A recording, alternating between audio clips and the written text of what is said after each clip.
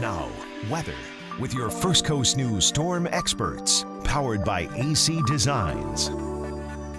Well, we don't have any weather to challenge us as we try to navigate that new configuration, but I think a lot of people are already thinking about, well, tomorrow at the bus stop, but also next Sunday in a certain place up north. Yes. Oh, we've got that forecast for you, but hey, I can just say a little spoiler alert. By that time, it looks like the Jags will be bringing the heat up north. For now, we have had quite a cool afternoon, and the cold is going to linger. So Jags, and more Jags, featuring your pictures here. Look at these folks. Even though you were maybe indoors, you still had to bundle up heading to all the festivities today. Everyone cheersing as we watch touchdown after touchdown. And can you guess what these cute little kiddos are yelling there? Duval. I love that video. Everyone posting on Facebook and also Twitter. You can go ahead and share your pictures. Keep them coming. For our weather headlines, a freeze and frost is on the way for tonight. The cold air does linger though this week, and then rain chances are going to be near zero from here and pretty much through the next 7 days. So for the freeze and frost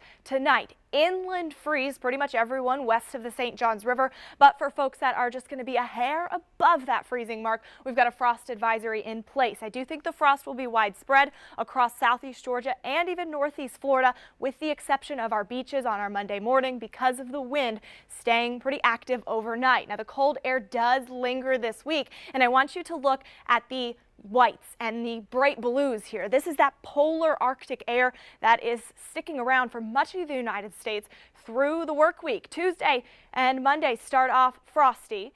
Cold front, though, arrives on Wednesday, and that just reinforces the cold air. Hard freeze likely inland by our Thursday morning. Now, rain chances are going to stay near zero, so you're going to want to make sure to turn on the sprinklers this week and also water any plants that you've got and bring in those cold-sensitive plants as well, because it's still going to be very cold for the next several mornings. But look at this expected rainfall. Zip.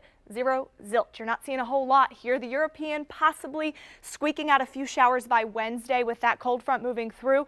And by the weekend, we begin to see a bit more moisture move into our atmosphere, but it's going to stay very dry. Temperature-wise, we're in the mid-40s right now in Jacksonville. That wind has shifted out of the northeast tonight, and because of it coming from a moisture source, and as it calms down a tad farther inland, that's why we'll have the chance for the frost to develop overnight. Satellite and radar is mostly clear as well, and that helps to the frost development as well. 32 for our low temperature tonight in Jacksonville. For tomorrow, mid-50s.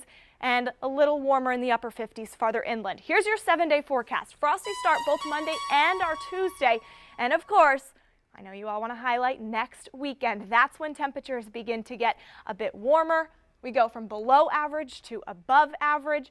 And we're talking Jags and Patriots by next Sunday in Foxborough, Massachusetts. Jeff, 50 degrees and partly sunny. I know you're cheering on your Patriots, but hey, I got to say, go Jags. We'll be back after the break.